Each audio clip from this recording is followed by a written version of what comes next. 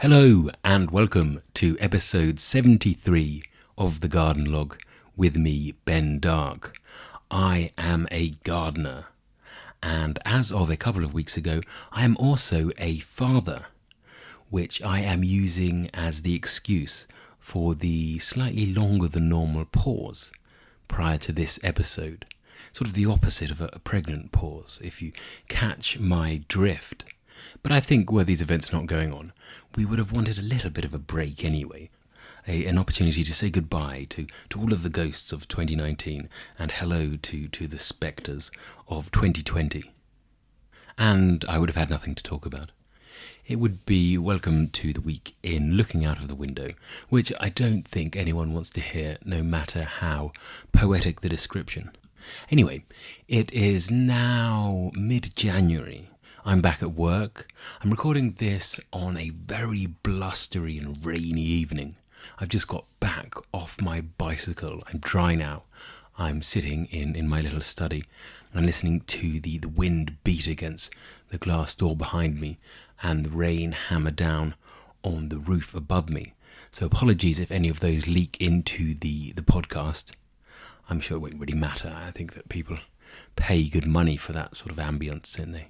You can get all sorts of applications that mimic exactly what we are living through now, minus the excellent glass of wine, I suppose.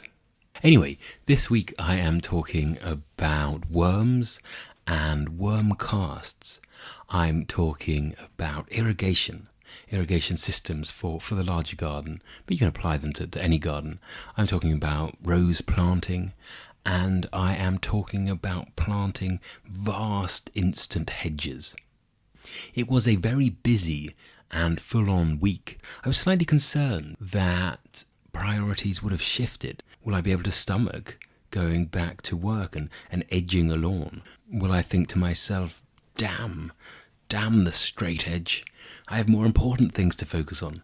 But luckily it turns out that fatherhood doesn't change the person you are.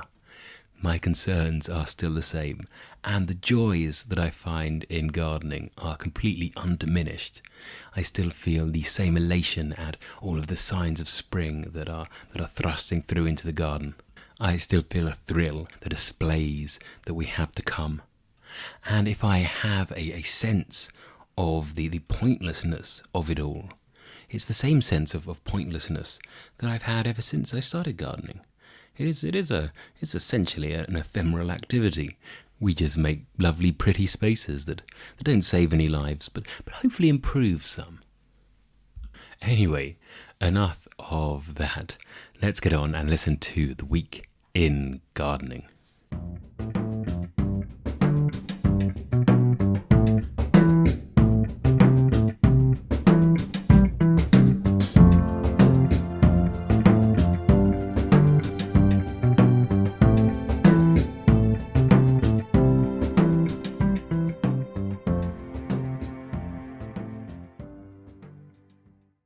Welcome to the Week in Gardening. The Week in Gardening this week began on the first working Monday of 2020. I'd spent the night before preparing by dismantling my Christmas tree. I used my secateurs and a wood saw just to limber up the hands. I tried out chopping from a few different angles, a crouching chop, a kneeling chop, a standing chop, all of the motions that I would be soon going into. It had been for me a slightly longer than normal Christmas break, for reasons that I think I mentioned in the introduction. Anyway, this proved to be excellent training because one of my first jobs on getting to work was to dismantle a Christmas tree. Though this one was something in the region of 2 stories tall. I used a chainsaw and a wood chipper and didn't do any of the more elaborate Christmas tree chopping poses. Before all of that, I wandered around the garden, planning to spend a morning just acquainting myself with the plants, the places, the atmosphere, and the smells. And I got down to the first of the many outbuildings and sheds and opened the door, and hanging almost as a message to the lazy gardener was a vast trug full of unplanted tulips that we had forgotten about, probably about 350 of them, of varied cultivars in bags, each individual bag of 50 cultivars, probably 6 different ones, different colours. And it was shocking to see. I thought that the tulips were done. I thought we wouldn't be looking at tulips, thinking about tulips until the things reared their beautiful heads. But no, here I was, confronted with something that I was completely unprepared for. And at the end of last year, I had the tulip plan in my head, but my brain had moved on. I had gone on to other concerns. There were other things to worry about. This was time to start thinking about rose pruning and chopping the leaves from hellebores. What were the tulips doing here? It was like someone had asked me to go back and make some minor corrections to my A-level history coursework. And I'd think, it's impossible. I mean, my body is willing, but my mind is too weak. I can't think about that. That's the past. I did consider for a moment trying to remember where I'd planted and where I had planned to put these tulips, because they all had a place.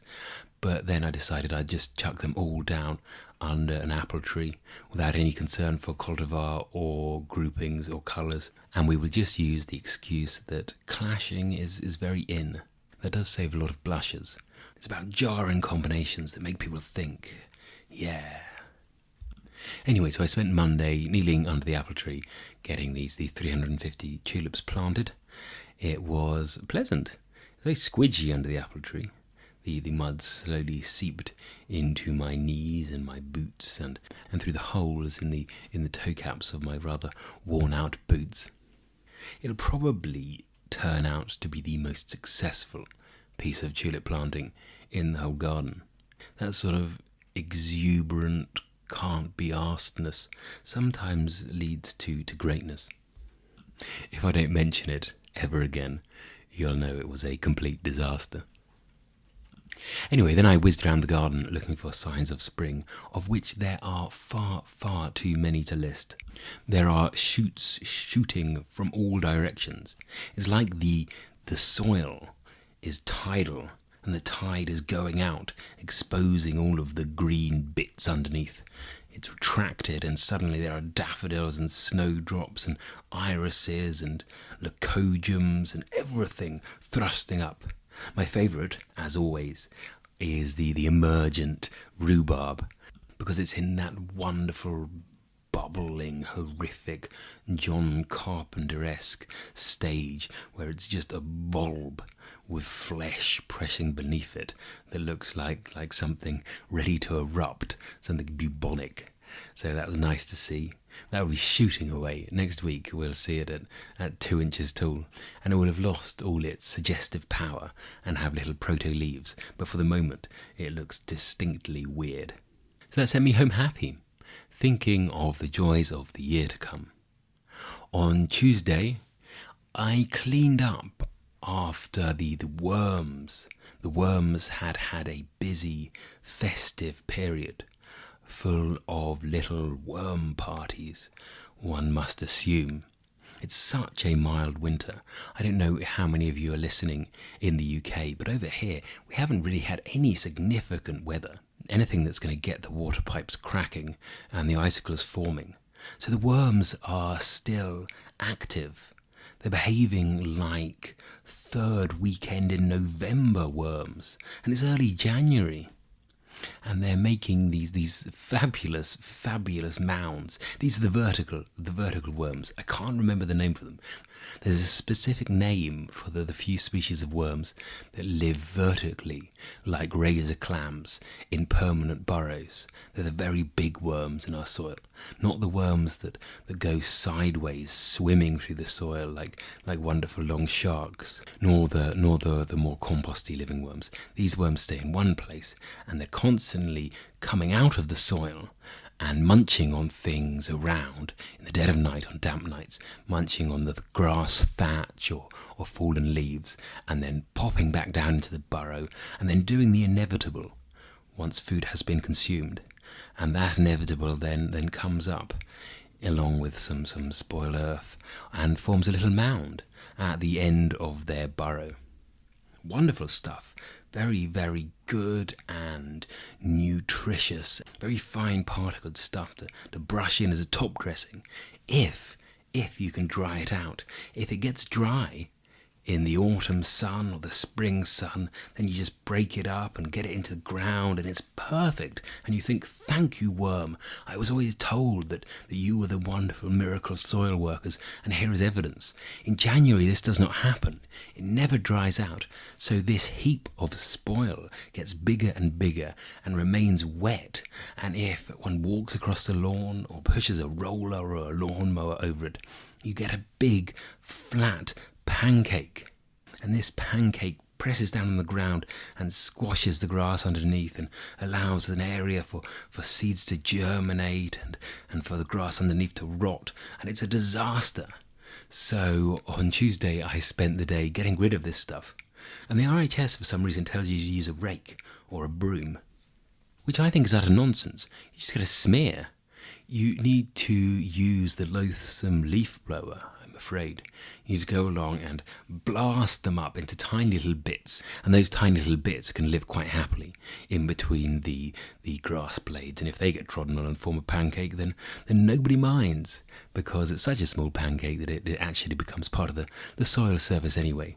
If there's loads and loads of worm casts, if they've been going uninterrupted for 3 weeks, then you might need to blow them off into a nearby border, which is what I did. But in the future, if we retain this mild weather, I'll just go round once a week and blow the little piles into distributed bits.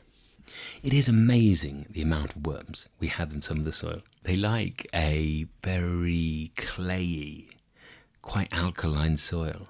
One of the methods for getting rid of worms, where you're so inclined, is to try and acidify your soil, which sounds like a fool's errand to me.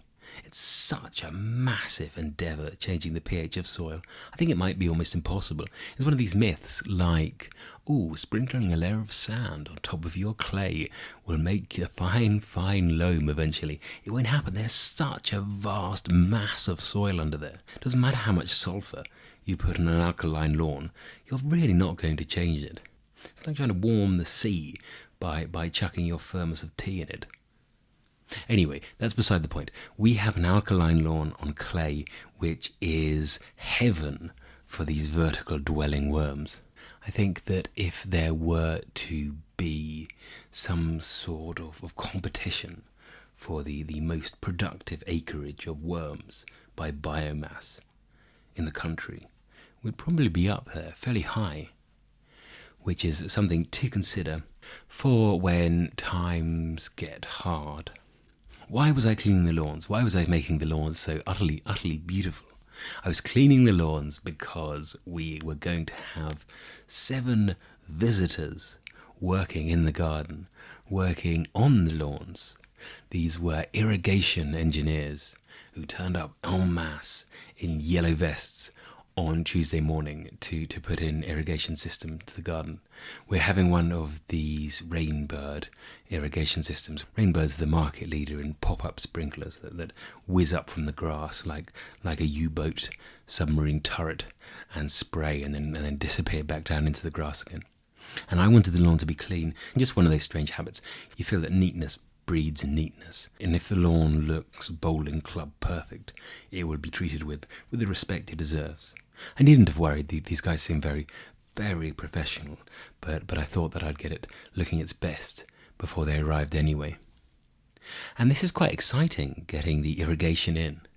It will save us a lot of time in summers like the summer of 2018, where we spent such a great deal of time moving sprinklers about the place.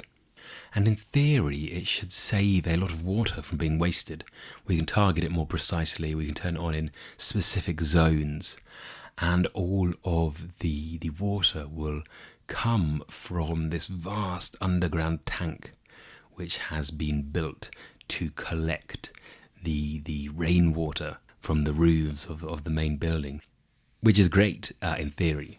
I think that the sharp-witted of you will quickly realise that the times of greatest irrigation need are also the times of minimal roof runoff.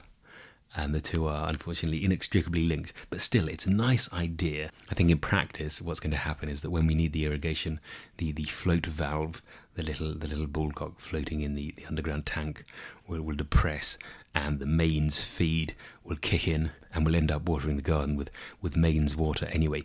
I've worked in gardens with rainbird irrigation systems before, and I remember a lot of wandering around with their special little rainbird spanner, adjusting nozzles and trying to work out what was going on and why one particular patch of grass was constantly wet and why one never got any water despite all of the minute fiddling with angles we'd do. So it probably won't save us any man hours. In fact, you see this if you care to peruse the horticulture jobs or any horticultural job forum, which I think everyone should do anyway, even if you're not in the industry, and even if you're happy in the industry and a good job. It's just interesting to see what's out there, what's going on. I've recommended this before countless times. Anyway, go and look at what jobs are out there at the moment. They often say, wanted head gardener with management experience, budgeting, and an experience with irrigation systems. And they wouldn't say they want someone with an experience of irrigation systems if they never went wrong. They obviously go wrong all the time, and it's a key part of any gardener's life, getting to grips with them.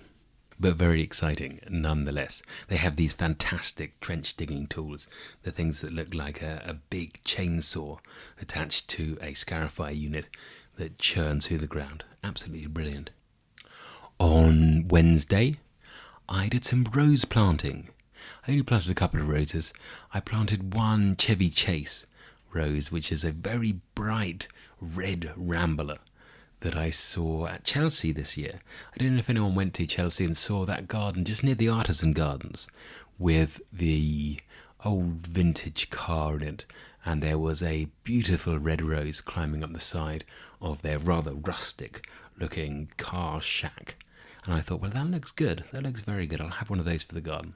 As it's a rambler, it will be one display of flowers, but I'm hoping that it'll be a good one. I put it up one of those big cast iron 12-foot plant supports that we had built, and I'm hoping that this column of red, this sort of burning spire, will be the highlight of people's horticultural year in decades to come. Who knows? It's the tail end of my love affair with red that went on throughout 2019, and which I talked about on the podcast several times, I'm sure.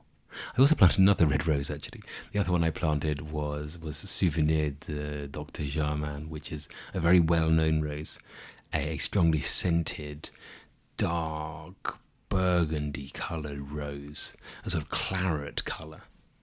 And it's supposed to be, according to Rosarian law, a very good rose for shady spaces, because it's one of these two-tone roses, and it comes out in this freshly decanted ruby port colour, and then if the sun gets to it, it sort of bleaches and it looks like an old wine stain on a pair of white jeans, and you don't want that. You want it to retain that deep darkness.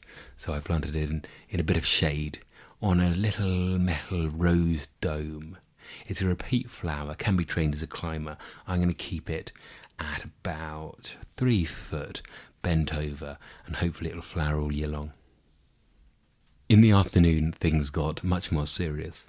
I took delivery of 23 thuja trees. And many people will think, what are you planting 22 thuja trees for? And I will say, well, I'm planting a hedge, obviously. I'm planting a vast screening hedge. People who want an instant hedge to block out some unwelcome view, in or out. We won't say which. These are 16-foot trees, so they're big. 16 foot doesn't sound very big until you see it. Until you think, well, he's 6 foot, so I stand him on top of him, and then almost him again. Oh goodness, that's quite a lot of footage. They've got this vast big root ball on them as well, which means that they take quite some heaving, Getting them off the articulated lorry was an experience in itself. We managed to get them off the lorry and down into their planting place. This is a planting place that's going to have a lot of landscaping over the next few months. And so the thuja trees are being planted almost on the current soil level. And a garden is being built up around them with paths, and there's a big wall behind them, and all sorts of sloping levels and ramps. It's rather complicated, but it means that they were not planted in a trench, which means there was no spoil, no backfill. We couldn't kick the stuff around the root balls and let them sit there. So I lined them all up against the wall, like drunken soldiers hauled back from a local pub and made to stand up on the parade ground. And you'd stand one up and it would slump and the other one would slump. And we had 7 tons of topsoil to try and kick around them, just to put under them like chocks underneath a Jeep without any brakes. But that was hardly anything. It didn't really work. So unfortunately, I had to go home on Wednesday with this rather disreputable lineup of crooked-toothed thujas as a rebuke to my skill as a gardener. And I had to leave that all day on Thursday as well, because I don't garden on Thursdays. I use Thursdays for the Garden History Masters, which I won't talk too much about. I'm starting on the literature review for my thesis, and if I go into too much detail, it will spoil the surprise on the episode when I decide to unexpectedly scrap the Week in Gardening section, get rid of all of this nonsense that I'm waffling about now, and read you the entire 15,000 words of it verbatim. That'll be a jolly time when we get round to it. Anyway, on Friday I went back to my hedge and got another 7 or so tons of soil and kicked it around, firmed them in a bit, firmed them in enough, got supports in place, but supports don't really hold up trees. Tree supports, I think are a bit of a con. I think you're better off just planting them well. But anyway, you got the tree supports in place, and then got the soil all around it, this fresh topsoil, and then I stupidly watered it all in, which was a disaster. This topsoil that we're using is very silty. I don't particularly like it. I think it has the propensity to form an inhospitable pan, but it's all that I was able to get at a very short notice. And by saturating it with water when I was watering them in, I essentially made quicksand. In fact, I did make quicksand. I made particles in solution, which is what quicksand was, which of course caused all of the trees to fall over, fall into each other, fall back out of line in 4 different directions after having spent such a long time getting them all standing upright and supported. It was a really silly mistake. It's the exactly same thing if you have ever been to the beach and you're standing on wet sand, the tide has just retreated, and the sand is firm, and then you wiggle your toes and you wiggle your toes, and it liquefies because the application of pressure somehow puts the sand into suspension. I did exactly the same thing. It was so frustrating. I could have kicked myself. And I had people working with me. I had the landscapers under my direction.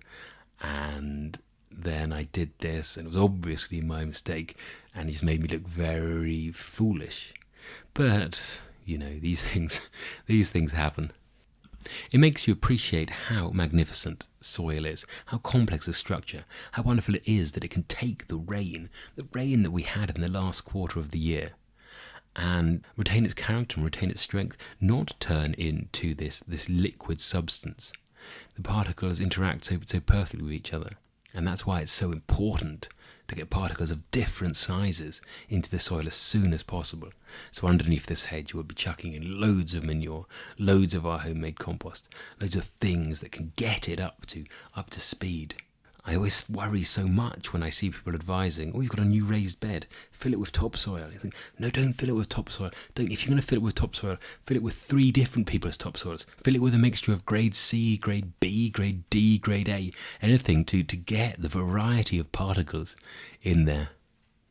So I looked at my once more wonky hedge and realised it was the end of my first week back.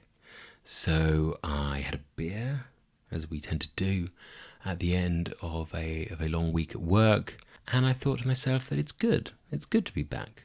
I missed being at home, but if one is going to be away from one's newborn son, then there are far, far worse places to be than in an exciting and ever-developing garden. Anyway, enough of that. Let's see if I have any recommendations for you this week. Which I actually don't, but never mind, play the music.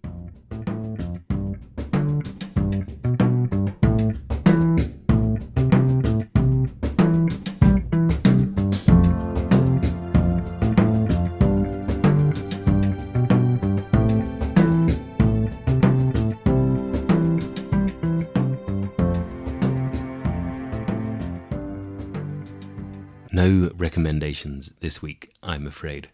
I haven't really been doing much horticultural reading over the last few weeks. I have been reading something quite interesting. I've been reading the Nausgard, the first one in that 6-volume My Struggle series. I've been reading A Death in the Family. This is Karl Ove Nausgaard's auto-fiction magnum opus, a magnificent exercise in digression. And he talks quite a bit about gardening, particularly in the first volume, which is the only one that I'm going through at the moment, because it's about his father, who is not obsessed with gardening, but almost his only solace is found in gardening, which I suppose does constitute a sort of obsession. And there's lots of quite interesting thoughts on gardening. I think Nausgard writes well about gardens and gardening and the urge to garden, a lot better than the many garden writers. Certainly, as I've often said, sometimes you need to get away from the profession to get the really good writing about the subject. And he talks about his grandmother's garden, and he makes a really interesting point. He says that she would never have a cheap greenhouse in the garden because it would seem somehow provisional. And I think that's true. I think that I was thinking about this in relation to a thing that I drove past the other day on the way to something or other. I drove past Chiswick House, which, as many of you will know, is a place that I used to work. And they had this big advert for their Winter Wonderland lights, which was themed around princesses and things.